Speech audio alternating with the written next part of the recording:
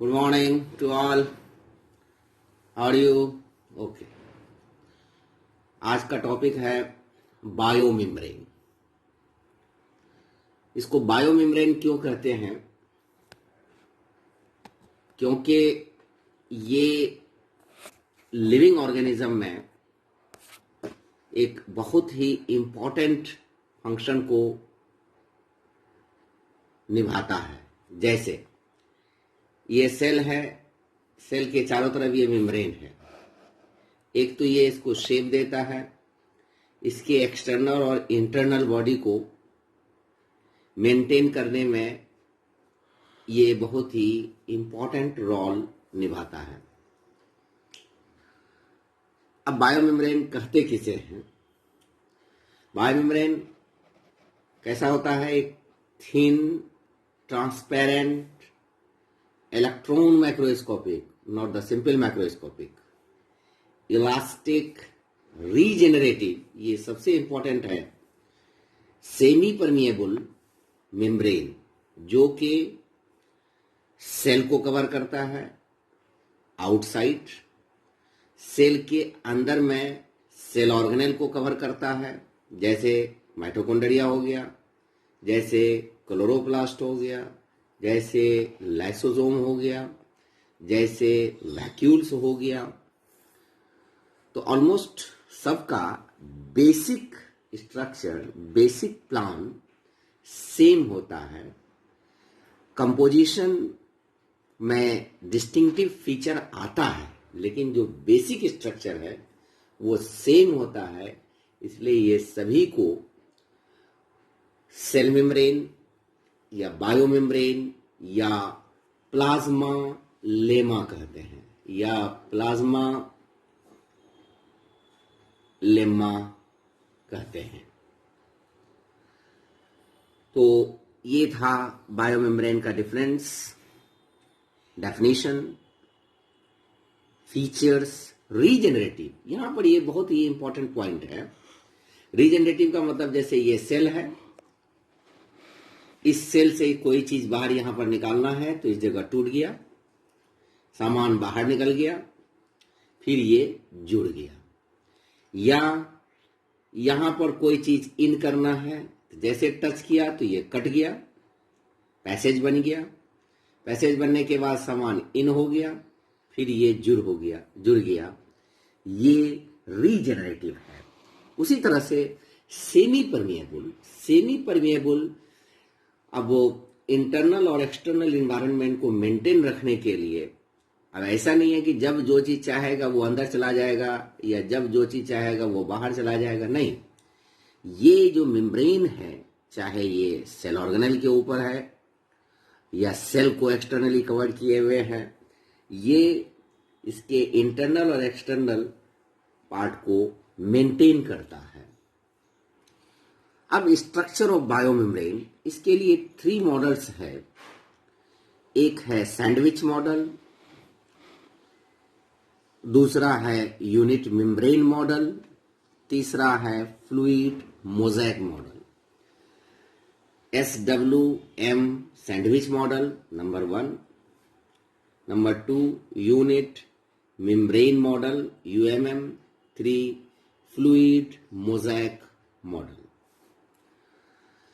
Basic बातें तीनों में सेम है। The most important and the most accepted model जो है ये फ्लूइड मोज़ेक मॉडल है, इसीलिए इसको हम कल बयान करेंगे डिटेल में। उसके बाद बायोमेम्ब्रेन के फंक्शंस को बयान करेंगे। उसके बाद biomembranes across the transport of substances across the biomembrane बयान करेंगे। अब sandwich model,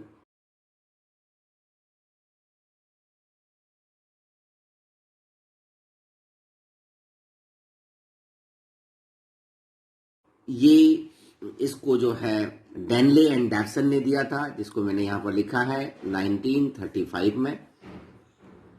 unit membrane model इसको डी रॉबर्टसन ने दिया था 1959 में। अब फ्लूइड मोज़ेक मॉडल जो है ये सिंगर एंड नैकुलसन ने दिया था, जिसको बाद में हम एक्सप्लेन करेंगे। अब सैंडविच मॉडल किसे कहते हैं? जैसे एक पाव, बड़ा पाव, एक ये दूसरा बड़ा पाव, इसके बीच में डिफरेंट तरह की चीजें होती है, जैसे गाजर का टुकड़ा, मूली का टुकड़ा, सॉस, मिर्च, एटसेट्रा एटसा, इसी को हम कहते हैं सैंडविच। तो वैसी तरह से, ठीक उसी तरह से यहां पर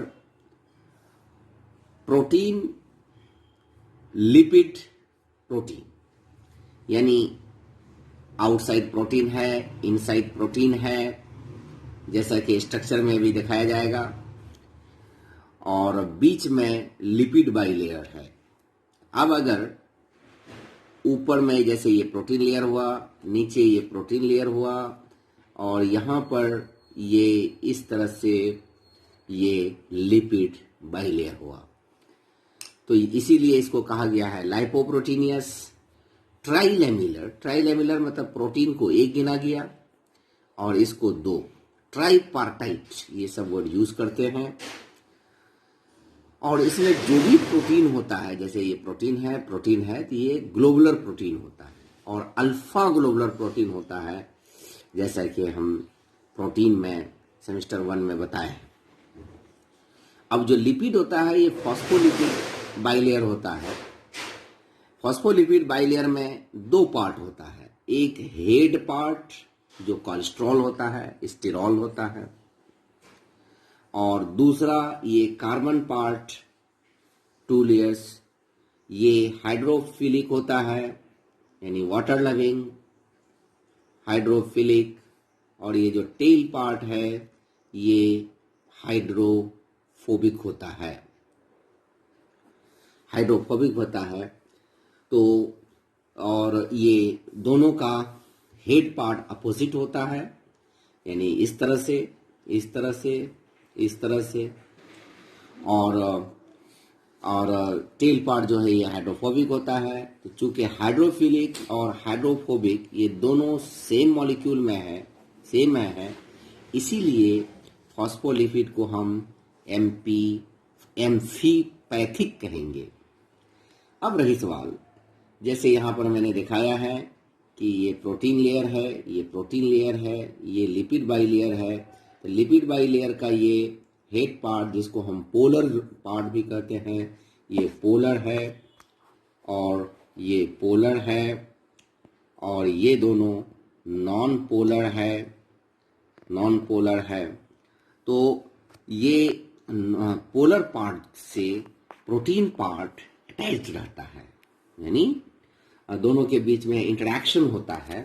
तो ये जो इंटरेक्शन जो होता है ये 3 टाइप्स ऑफ फोर्सेस की वजह से होता है, चाहे तो हाइड्रोजन बॉन्डिंग होगा, आयनिक बॉन्ड होगा, या इलेक्ट्रोस्टैटिक फोर्स ऑफ अट्रैक्शन होगा।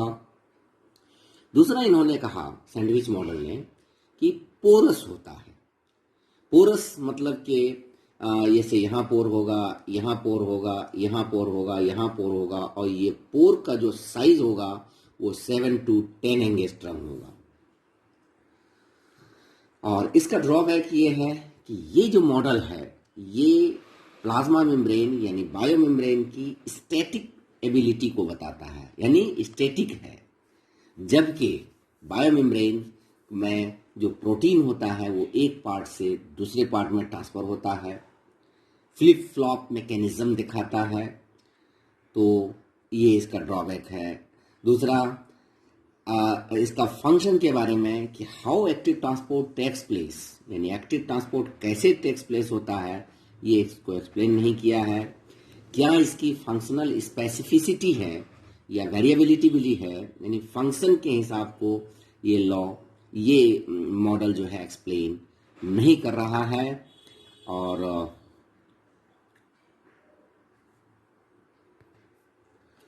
यूनिट मेम्ब्रेन मॉडल जे डेविड रॉबर्टसन ने 1959 में दिया था। ये टर्म यूनिट मेम्ब्रेन मॉडल जो है इन्होंने दिया, और ये सैंडविच मॉडल के सिमिलर है। सिर्फ डिफरेंस ये है कि वहां पर कहा है अल्फा प्रोटीन और ग्लोबुलर प्रोटीन, यहां पर इन्होंने कहा है बीटा और फाइब्रस प्रोटीन। और सैंडविच मॉडल और यूनिट मेम्ब्रेन मॉडल को लैमिलर मॉडल कहते हैं। और जो इन्होंने मेम्ब्रेन का थिकनेस दिया है 75 से 100 एंगस्ट्रम, जिसमें प्रोटीन का 20 से 30 एंगस्ट्रम है। इसको डिटेल में हम फ्लूइड मोज़ेक मॉडल में बयान करेंगे। कंपोजिशन ऑफ प्लाज्मा मेम्ब्रेन में जैसे प्रोटीन आता है 44 से 76%, कार्बोहाइड्रेट 1 से 8%, लिपिड 20 से 53%। प्रोटीन लिपिड रेशियो जो होता है वो 0.8 से 1 to 4:1 होता है। और फ्लूइड मोज़ेक मॉडल चूंकि कोर्स में है इसलिए उसको लंबा बयान करेंगे।